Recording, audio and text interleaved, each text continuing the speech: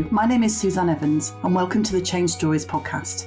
This is a podcast for people who are interested in creating change, whether that is within organisations or for individuals. In each podcast episode, I will have a conversation with someone about their work to share their story. Each story and conversation will provide you with ideas and inspiration for your own organisation or for you personally. To find out more about each episode, including further reading, and to share your change stories, go to www.changestories.co.uk.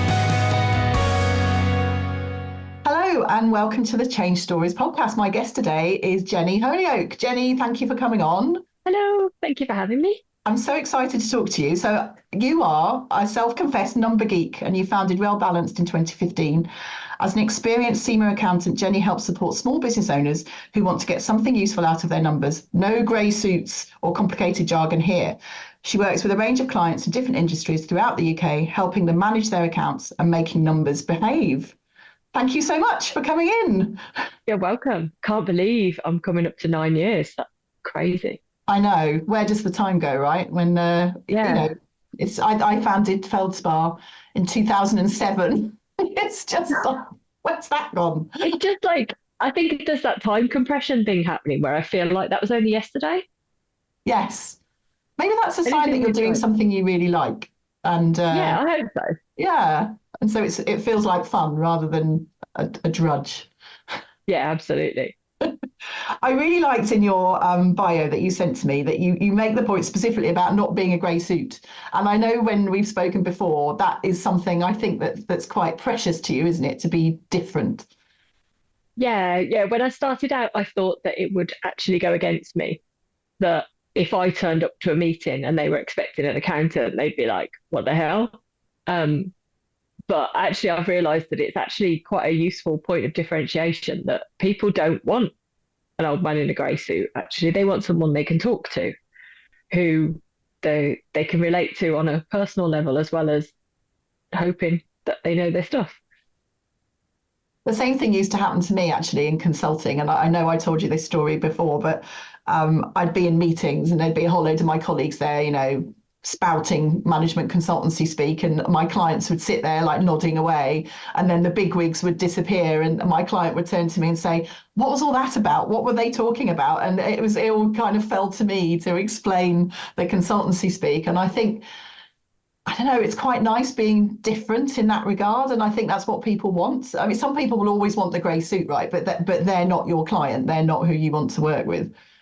Yeah, absolutely. And I like working with, people like me, people who are doing ordinary things, but in slightly different ways. Those people who are going, just because everybody else doing this job does it this way, it doesn't mean I have to.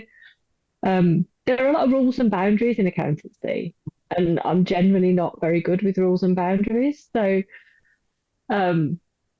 it's a way to sort of push those without breaking any rules. Of course. Obviously. And is that why I know you talk about you are an accountant by training, but now you talk more about being a bookkeeper. Is that why you focus on that side more than the accountancy side? Because it feels less rule driven? Yeah, well, I'm actually sitting somewhere hovering above it all now. So when I first set up my business, I set up as a bookkeeper, mainly because it was like safe, comfortable work. It wasn't anything that I was going to be like worried that I might get wrong or anything like that. It's very much comfort zone work. I needed something I could do with half a brain on my children and half a brain on my job. And I had no intention of ever running a business. I was just going to do a little bit of work myself. None of this branding and marketing and business. It all happened. But and I also thought that me being me, that would go against me if I called myself an accountant. And then the bookkeeping practice grew. But what I found was that I don't really enjoy the tax work. I did start offering some of the I'll stop there and backtrack a little bit. So there's a distinction between bookkeeping and accountancy that a lot of people don't understand. So bookkeepers tend to work from the bottom up. They'll take all the raw data, all the receipts, all the invoices, all the bills, all the bank transactions, and they'll pull them together and knit them into something useful. So that's where you get your accounts from. Accountants will tend to start from there and go down. So they'll take the finished version and then they'll analyze bits and pieces of it and they'll go, well, this shouldn't be there. That needs to be taken away for tax. Is that right? Verify a few things, apply the tax rules and whatever. And they'll file all the compliance bits with HMRC. But what you find is there's a lot of grey area. You'll get bookkeepers that do all the tax stuff. You'll get accountants that do all the bookkeeping. And so I started to edge in towards doing the tax stuff. And I don't really enjoy that bit, to be perfectly honest. I enjoy the bookkeeping. I love the working with people. But what I found was that my clients needed bookkeeping plus. Right. They needed not just how much do I owe HMRC. They needed, you know, where am I with my sales this month? I've got this big decision coming up. I want to open a new shop. I don't know whether to take an employee on. I want to launch a new product. And they needed some backup, some kind of evidence that would support whether their decision was a good one or not.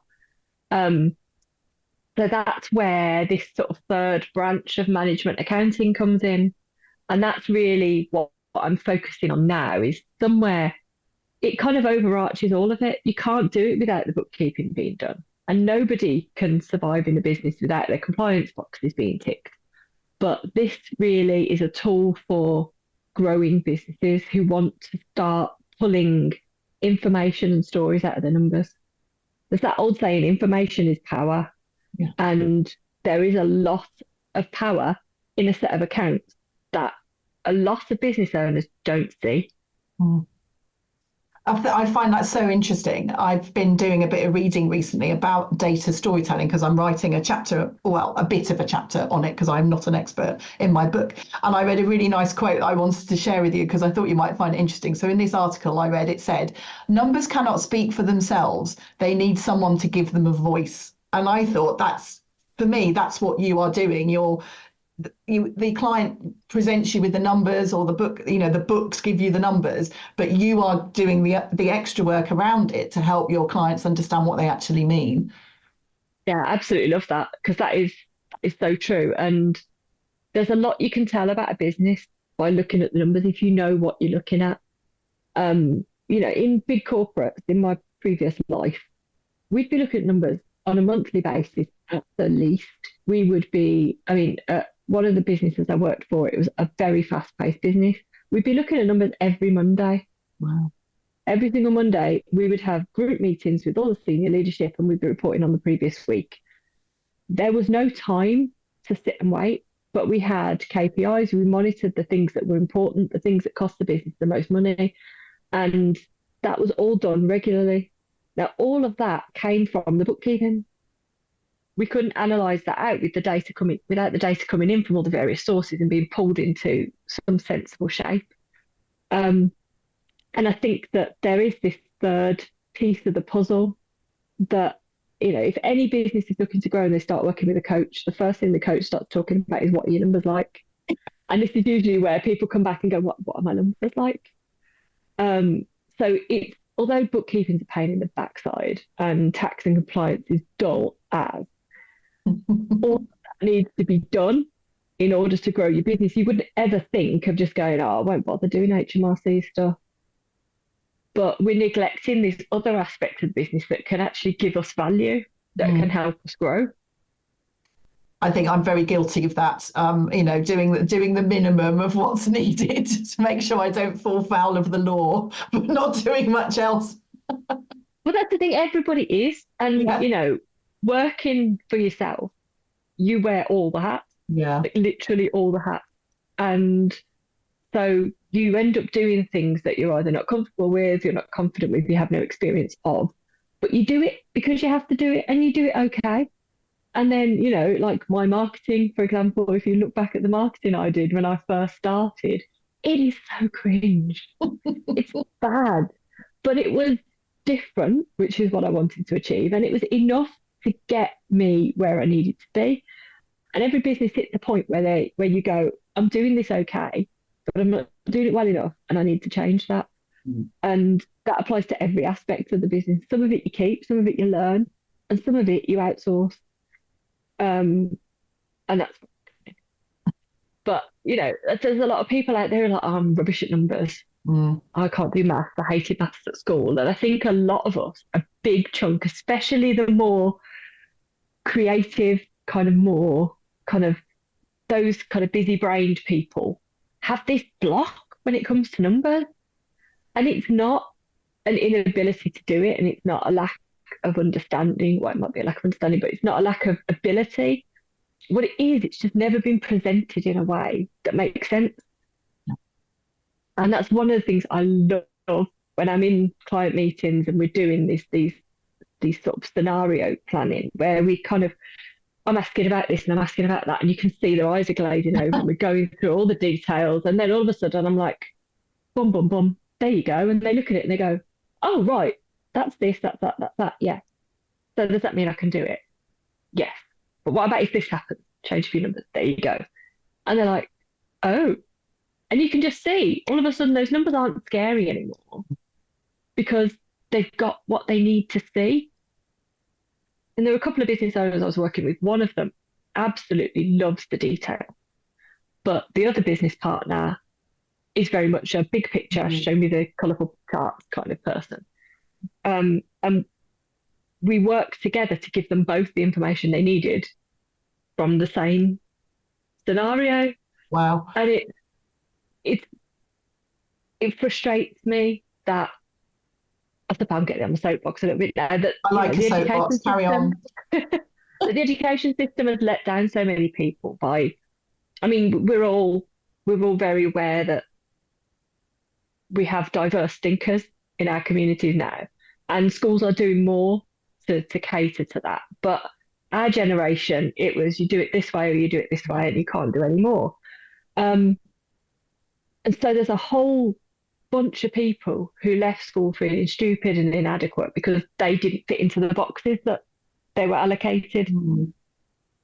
And those people are out there. They're running vibrant, successful, creative, innovative businesses. But then they're putting their entire faith in a grey suit because they're up there on this pedestal with the title accountant, and therefore they must know everything there is to know. And it doesn't have to be that way, people. No.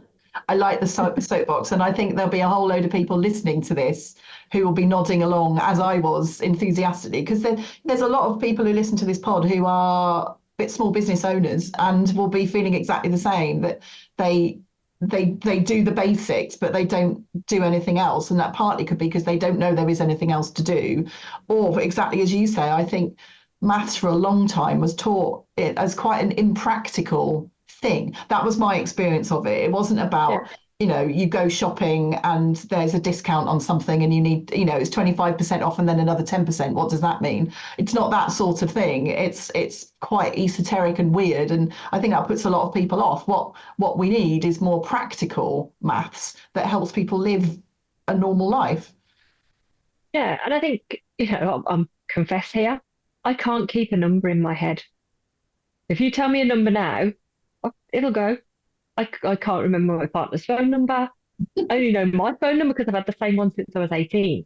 It's like, things like that just don't stick for me. My mental arithmetic is not quick. But I know the routes to get there. So I know the method. And I think that's another thing that people aren't taught and aren't made to understand, is that it's not actually about knowing what 4 times 7 is. It's about understanding how to find out what 4 times 7 is. And we have phones. Everybody, at school, teacher like, well, you're not going to carry a calculator around in your pocket, are you?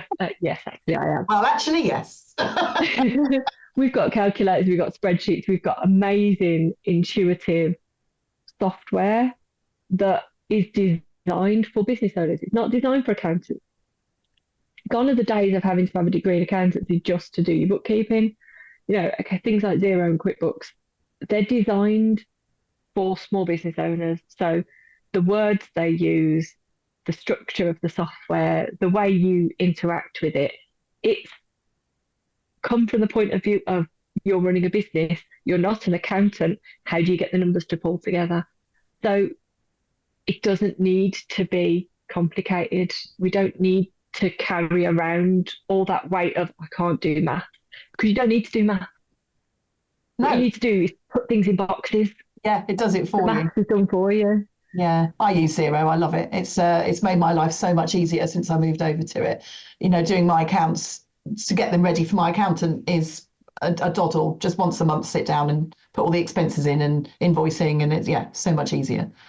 Yeah, and then there's so much you can do with them once you start Mm, getting into it. Like setting up recurring invoices if you've got monthly retainer clients, setting up recurring invoices, linking it to something like Go Cardless, so the payment automatically goes out your client's bank. Like it's what I do with all my clients. Every single client I've got on a monthly retainer, the invoice gets raised in Zero. Zero triggers the payment in Go Cardless. The money comes out of their bank, it integrates back into Zero, and it matches the payment together. amazing. So I have to do nothing, and every month they get paid. You know, Hooray! The there's best so much you thoughts. can do. Yeah, there's so much you can do to make it easy for your clients. And I have some clients who've got quite a lot of customers. They've worked with bigger businesses who, as we all know, they like to drag their heels on payment. So, little things like sending statements out every month, just it's literally a couple of clicks, getting Mm, the statement out. That's what big businesses need to pay. They need a statement. yeah, Because having worked in big businesses making the payments, I know how it works. So there's a lot of small things you can do when you've got the systems in place that can just make life a lot easier. And that's one of the reasons why I kind of offer, when I work with clients, I do all sorts of things. I do a proper range of options with how we can work together. And one of the things I do is just a training and setup package. So we spend 2 hours on a Zoom call, which is recorded. We set up the software. We get all the invoicing in there. We make sure that you've got everything you need. We put your branding on it. We customize what needs to be customized. We link bank feeds, and then I'll show you around. mm, So you're not on your own. mm. There's always something.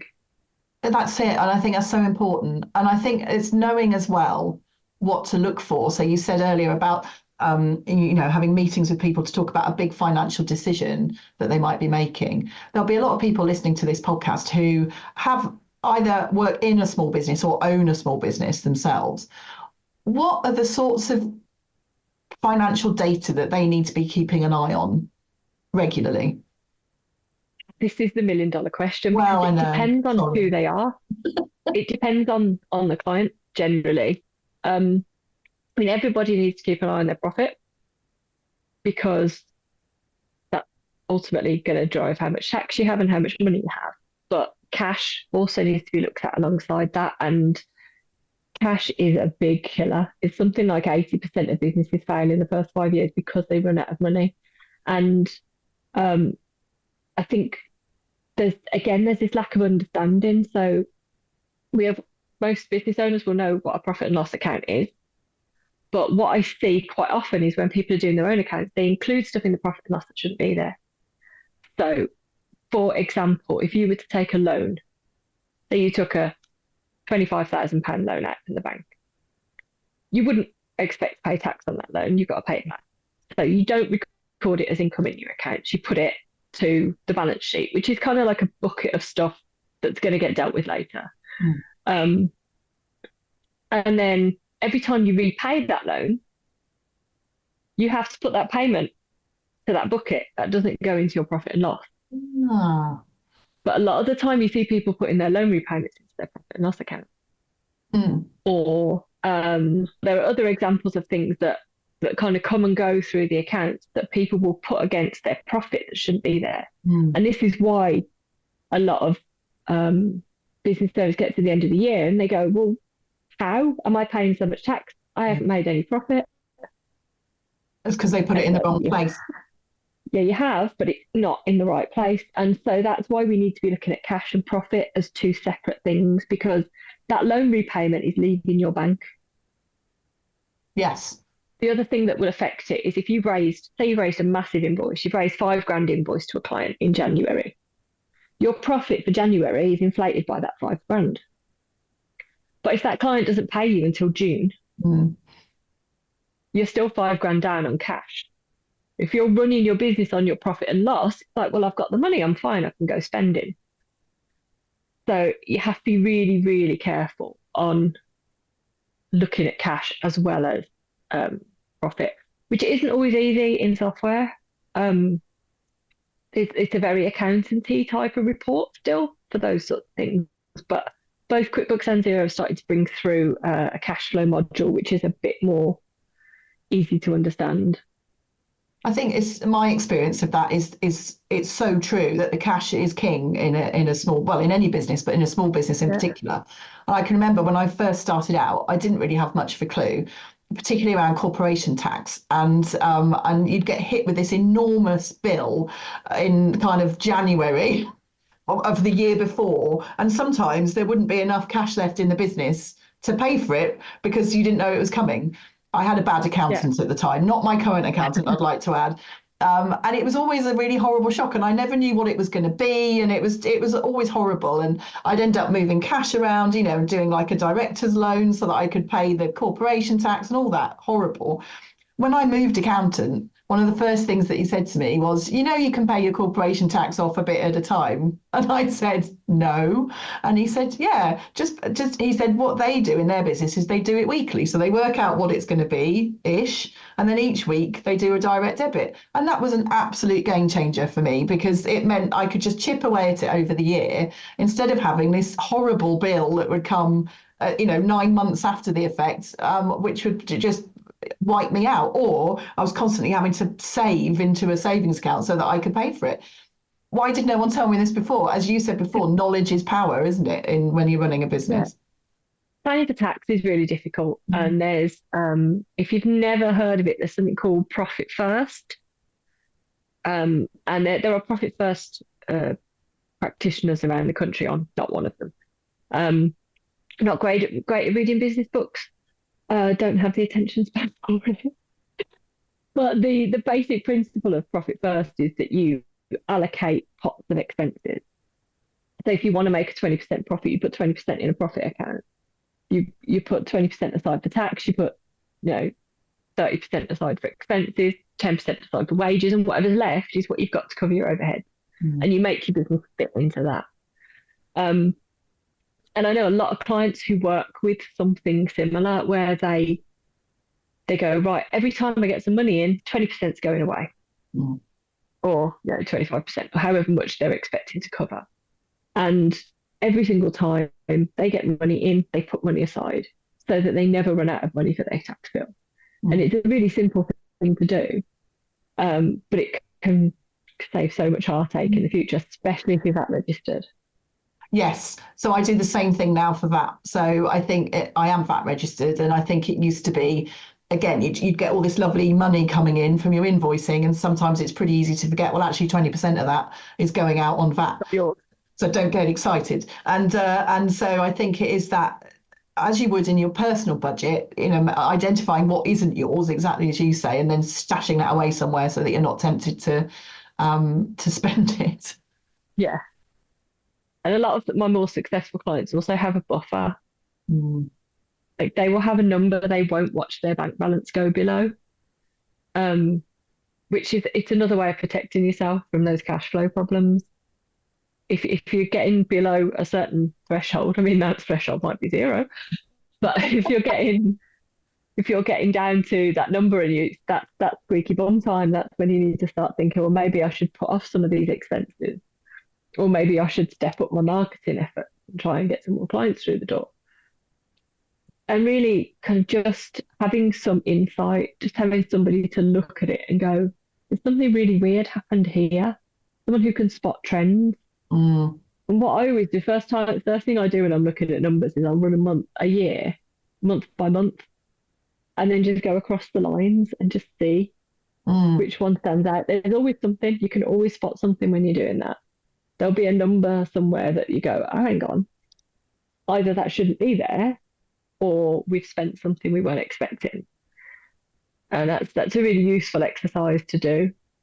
That's such a good idea. I think it's I'll do that myself because I think there are peaks and troughs, aren't there, during the year? You know, if you're Yeah. VAT registered every quarter, there's a horrible VAT bill comes and you have to deal with it. You know, corporation tax is the same once a year, but you can prepare for these things. And I think it is then, as you say, looking at those trends, or like, why did we spend all that money on that in July? Or well, we were doing this, that, or the other, and then it sort of makes more sense, doesn't it? Yeah, and it's always things like insurance renewals or membership, professional memberships. Mine always come in January, which is it's a good time for accountants because we get all the tax return in January. Yeah.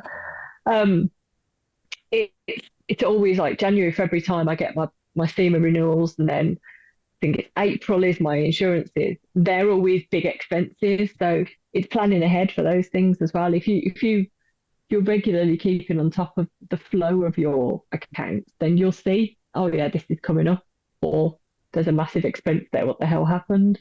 Yes. Usually something broke. Oh, that's what Yeah, happened, isn't it? Like yeah, the computer broke. the laptop died. Yeah. Yeah, that was me last year. Like everything broke. New printer, new computer, all in one go. Yeah, it always happens at once as well, though, doesn't it? Never like one little bit. So what are the other things? If your people are looking at a set of financial data, what's some of the things that they can pull out? Like, and I know it's difficult to talk about in abstract terms. It's easier if you had something in front of you, but you know, what are the stories that you could pull out from some of that data that's interesting to look at? Okay, well, first thing, the disclaimer of all of this is that if your numbers aren't accurate, this is all pointless. Mm. So, the key to doing your bookkeeping right is to do the same thing every time. Even if you're doing it wrong, do the same thing every time. So, if you get to the end of the year and your accountant's looking at it and going, what the hell? They're only what the hell in one thing because it's all in the same place rather than going, okay, well, I've got a loan repayment here, but here it's been coded to that, and here it's been coded to that, and here it's been coded to this. And then they've got to dig through and find it all. So generally consistency is key. But assuming everything's where it should be, things to look at would be if you are providing goods and services, paying for things on behalf of your clients, gross profit is a really good thing to look at. So the difference between gross profit and net profit, gross profit should include all the things, all the costs that will vary with your sales, all the costs that you pay for because you have customers. Mm-hmm. So for me, it's software subscriptions like Xero and QuickBooks that I pay for on behalf of clients. It's data processing software because that fluctuates with my clients. For some people, it might be products that you buy, that sort of thing would all be under gross profit. Or if you've got staff that do particular jobs that you then charge on, they might go into direct profit as well. Direct expenses. So they give you a gross profit percentage. So that is essentially what it costs you to sell what you sell. And all you do is you divide your gross profit by your sales and it'll give you a percentage. Mm-hmm. So we'd always expect that percentage to be quite high.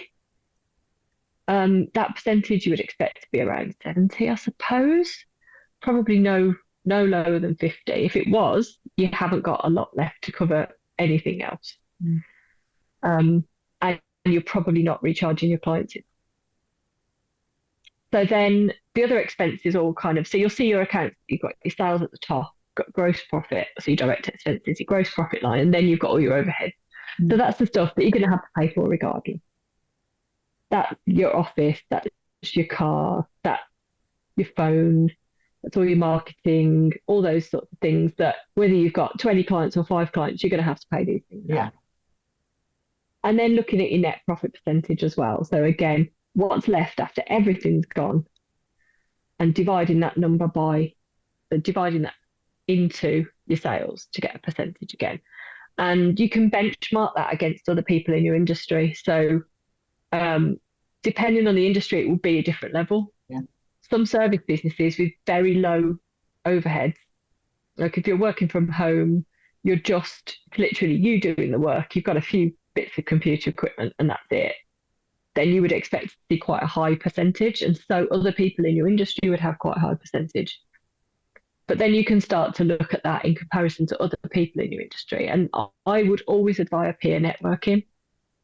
It's so so valuable to talk to other people who do what you do. Now, I know from talking to other people that do what I do, 30% is around a good benchmark in my industry. So I can then start going, all right, so how am I performing compared to that? And you can start to get an idea of, okay, so if I'm not doing as well, what am I doing wrong? What am I doing differently? Or if I'm doing better, what are they spending money on that I'm not spending money on? And will that help me generate sales? So there are questions you can start. It's so interesting. I was thinking about in my industry, there are get-togethers, and one of so the CIPD, for example, they do a special interest group for small business owners. And one of the conversations that happens there every couple of years is about day rate and what people are charging for day rate. And I always find that a really good discussion, because it is hard to know, isn't it, what to charge yourself at if you don't really understand the benchmark. But I was wondering to myself whether conversations with a load of people professionals would get into that level of detail. But I think you're right. It's a really good conversation. Maybe those conversations are easier with peers of accountants and bookkeepers because they know their data better. Yeah. Well, you also have to consider people's circumstances. So you might be doing the same job as somebody else, but they might have an office and a team, whereas you're working at home. So you always have to be careful when you're looking at benchmarks that you are comparing apples with apples, and that's when it starts to get a bit more complicated. But then the other things to look at are the bigger costs and the costs that might vary. So things like, if you're selling products, it's making sure your stock levels aren't too high. You don't want to have so much stuff you can't sell it, and that's going to erode your profit, and that's going to erode your cash. So you might, in that kind of business, you might be looking at stock levels. You might have a maximum that you want to get to, or you might be looking at even at a minimum. When we hit this point, that's when we need to reorder. You might want to be looking at staff expenses. If you've got people out on the road a lot, making sure that what they're putting through is kind of in line with what you're expecting them to be doing. You might want to just review your subscriptions. If anybody wants to save money, first thing to do is just look at your direct debits, because we've all got some in there that we're like, oh, I meant to cancel. What was that? Yeah, I don't even remember signing up for that. Yeah. So always look at that. But yeah, it all depends on what you do. Yeah. So one of my clients is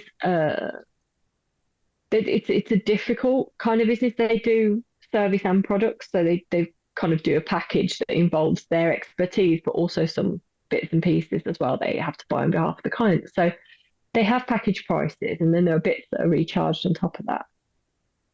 But they have 3 levels of package. So they have like your top package, middle package, bottom package, and each one makes a different margin.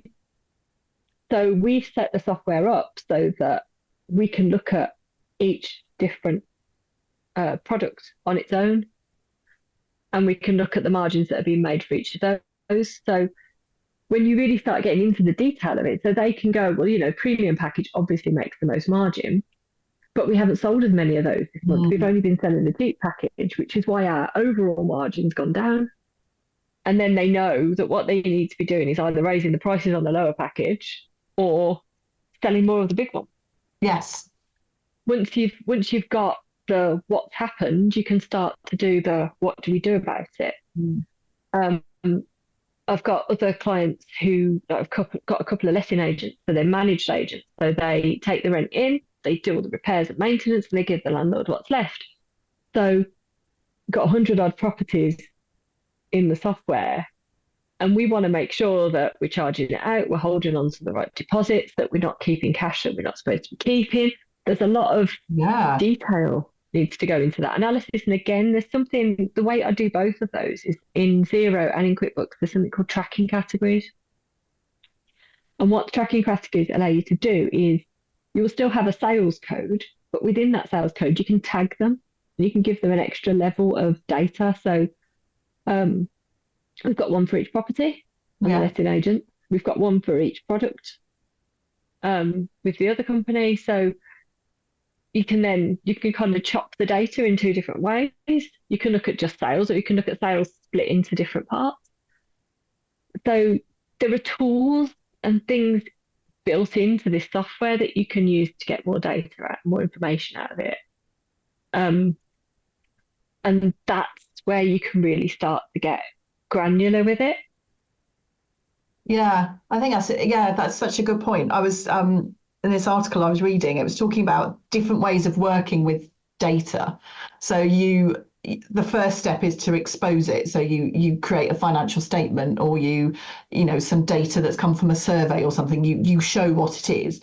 Then it was saying that you exhibit it. So you then create something visual that allows you to see what's happening. So that might be a pie chart, or it could be a graph, or it could be, any sort of graphic. But then the key thing it was saying is the explanation, which is what you were talking about, which is that, well, what does it mean? So you do all that stuff, which is necessary, but the explanation is what's important. And then the final stage it was saying, which I don't know whether this is something that you do with your clients, but it was saying exploration is the final part. So you let people play with the data themselves so that they can fiddle around with it and move it around and see what happens. It sounds a bit like what you were doing in one of the early examples you talked about, when you were saying, well, you could do this or you could do this, and if this changed, then it would affect it this way. And I think there's so much more to this, isn't there, than just, here you go, here are your accounts, discuss. There's actually presenting it in a way that people understand, and then allowing them to explore it for themselves. Yeah, it frustrates me when, and this is not every accountant. I'm not running all of my peers down, because there are a lot of awesome people out there doing the same kind of value added stuff that I do. But occasionally I do see people like, oh, I've got this management accounts pack from my accountant. And it's just a bunch of reports that you can run from the software yourself. There's no commentary, there's no value, there's nothing bespoke. It's just, oh, look, there's a pretty graph, or here's your profit and loss account. And it's not, here's your profit and loss account. It looks like sales have decreased this month, so this cost you need to keep an eye on. It's not, here's your aged debtors. It looks like XYZ company hasn't paid you for a while. Do you want me to chase them? Should we start sending them statements? Is it worth putting a hold on the work you're doing until they pay it? There's no, it's that extra step where you go, okay, this is the information. This is what you can do with it. And it's unlocking that power. It's there. Yes. It's available. It's not being used. One of my clients always says, and he said he learned this from a boss of his a long time ago. Whenever you show him something, his first comment would always be, "That's interesting. So what?" And I think, that's what, when you were telling the story about the management accounts, you get that and go, well, thanks, that's really interesting. What do you want me to do with it? Yeah. Yeah, absolutely. And what you said about, playing with the data, I do that. I mean, a lot of what I'm doing is in spreadsheets, good old Excel. You can But what I would do is I'll color code various boxes and be like, change this one and change this one and change this one, because these are the ones that are, are flexing with your scenario. So it's not, they don't always need me. I'm probably doing myself out of work here, but it's like, we'll do that scenario planning. And I'm like, I don't want you calling me every time you're like, oh, it's actually going to be £5 more. Just put the number in. Yes. You have this power, and that is part of what I'm quite passionate about, is giving that back. Yes, me too. People, if you are running a successful business, then you have the ability to do these things, to understand your numbers and to manage them and to use them. Just need a little bit of guidance to get there. Do you know what? I wholeheartedly agree. I think in professional services generally, sometimes there's this trying to create clients that are dependent on you. And for me, I don't ever want my clients to be in that situation. I will be there, I'll do the thing they need me to do, and then I'll go away and let them carry on with it, because they know what they're doing. They're intelligent people. It feels like you're saying the same thing. You'll give them what they need, but you're not going to be there sitting behind them all the time, telling them what to do, or making yourself so indispensable that they can't do anything without you. That's not a good position to be in, I think, as someone who provides a professional service. And because I work with a lot of clients, I can't give everybody that level of attention.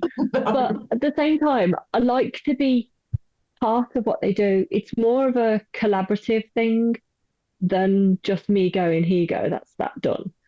If we work on these scenarios, we work on it together. If we decide on what KPIs to report on, then we've decided together. I haven't just said, well, you need to keep an eye on your cost of sales, because that might not be relevant for that client. I am very no. I used to say nosy. I was told off. Told I should say inquisitive. But so Curious. one of the things I learned a long time ago working in corporates is that the accounts department knows everything, Yes. right? I used to manage the stationery orders. I managed the receptionist. I knew everything about what was going on in every department. I knew all the people who signed off everything. I knew what people were buying. I knew what people were who was getting a pay rise. I knew how to fix the photocopier. God knows why that was me, but it was. But in order to be really good at doing a finance role, especially with small businesses, you have to understand how it all fits together. And you have to understand what that business does and how it does it. Like, I've got a client who is a photographer, and they will put through baby clothes, bean bags, potted plants, and things like that. Because they're all props, they're for dressing Yeah. sets. And I've seen the photos they've taken with these items in them. I know they're not just putting them through. So when I see that sort of thing, I don't go, oh, gee, trying to put that through Yes. business. I just go, yeah, I get it. They're photographers. This is what they do. If my carpenter started doing that, I'd Yes. be asking some questions. And so understanding the nature of the business you're working with, how it all fits together, how that client works, it all adds to the level of information and the level of data and the level of knowledge that you can give. So I'm talking to my clients, I'm asking all sorts of random questions that probably they're thinking that's not relevant, but it is all relevant because almost everything you do in your business has a number attached to it. It will come through the accounts in one way or another. So I see every transaction. Mm. I need to understand what each one means. So I've always said you can't give me too much information. Not enough frequently happens, but too much is Yes. fine. Too much, yeah. And I think you have to be a people person as well. I think there's perhaps a misunderstanding of people who work in the financial world that it is just about being I mean, you describe yourself as a number geek, but actually there's the people side of it is really important too, right? Yeah, absolutely. I think I had a really good job with a kind of very varied kind of position. And then my manager left and some things changed and I just couldn't settle. And I Mm. went from job to job, unable to settle. And I think I'd love the first few weeks and then I'd just get fed up. Mm. And I think it was that learning something new, getting stuck into something different. I couldn't keep repeating that throughout the job. Every job I had, it was like, yeah, I'm learning something new. I'm in a new industry. I'm learning all these new things. And then it was like, oh. And now I get to do that over and over again. I've got clients from all walks of life, and it's brilliant. And they're all vibrant, driven, dynamic people. And I get such an energy from that. Um, and yeah, I think there is this misconception that number geeks aren't people, very good with people. And it's, it is true in a lot of cases. And I don't know if what we're actually looking at is neurodivergence and the fact that a lot of kind of people with autism, for example, are very like detail focused, detail oriented, like lines and rows and boxes and columns. And maybe that's driven a lot of people Mm. like that into accountancy because we like numbers and boxes and lines and things like that. But I'm one of these weird people that's kind of on both sides.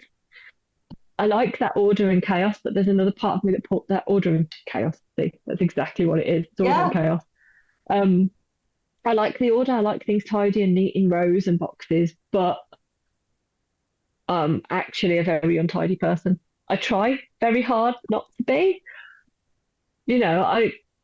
I've got this pull constantly Mm. between two halves of myself, the one half that likes the boxes and rows and columns and order, and the other part that likes freedom and chaos and, you know, improvisation and thinking outside the box and all those sorts of things. So I suppose I am rare, and Mm, there's more of us coming out, but I am rare definitely. in as much as I can kind of bridge both worlds. I can explain the technical numbery stuff without using technical numbery words because I'm also human. Um, so I always say I'm fluent in accountant and English, Nice. I like that. and throughout my job, that was all my jobs were. So one job, it was working with bakery staff. Another job, it was shop managers. It was um, cleaners, Mm, people running cleaning contracts and things like that. I've always had a job that partners some kind of operational function because, and for me, it gives the numbers something more interesting. They tell a story. As I'm like one of the clients that I work with lives in the area I grew up in. So as I'm seeing the receipt, I can see his journey to work. oh, Because like he stops at that petrol station, I know where that petrol station is. He used that shop over there, I know where that shop is. And there's this every client I'm working on, I'm in their world. mm. Every receipt I see, I understand how it fits into what they do and their business and everything else. And it's the variety is probably the thing that I love the most about this job. It's so wonderful. It's why you're so good at it, because you do have that foot in both camps, I think, because it is rare, but you're right. There's more, I think there's more recognition that, as I said right at the beginning, for some people, the classic grey suits, was it you said Terry Pratchett auditors? That's how you just Yes. described when I met you before. Um, Any Terry Pratchett fans will know what I'm talking about. But the yeah, auditors were this group of grey hooded um, spectres that always referred to we. They never used I. They never expressed any individual thoughts. And any of them who did was disappeared and immediately replaced by an identical version. that made me laugh a Anyone's lot. ever worked with auditors, they know. No, some people might like that for their business, but I think actually most of us small business owners would appreciate someone with the more human side of it and can speak to us as a person. So I think, hurrah for more people like you. It's been so brilliant talking to you today. I've so enjoyed it. We've run out of time already. I can't believe it. If people want to hear more about you and your work, what's the best place for them to look? Okay, well, I'm always on LinkedIn. You can search for Jennie Holyoake or Wellbalanced Jen. Um, I have a website, wellbalanceduk.com, and my email is hello@wellbalanceduk.com. Awesome. Thank you so much. It's been a lot of fun talking to you. I've really enjoyed it. And you, thank you for having me. Thank you so much for listening to this episode of the Change Stories podcast. I love this conversation and I hope you did too. Thanks as ever to my wonderful guests and to Pete Morgan at Monkey Pants Productions for making the podcast sound amazing. If you want to find out more about this or any other episodes of Change Stories, go to www.changestories.co.uk where you will find all the episodes and show notes. If you have enjoyed listening, please rate and review the Change Stories podcast on your podcast listening platform. And do please let me know if you have ideas or requests for future episodes. You can contact me and find out more about change and storytelling on my website, www.feldsparconsulting.com. Thanks again for joining in with the Change Stories conversation.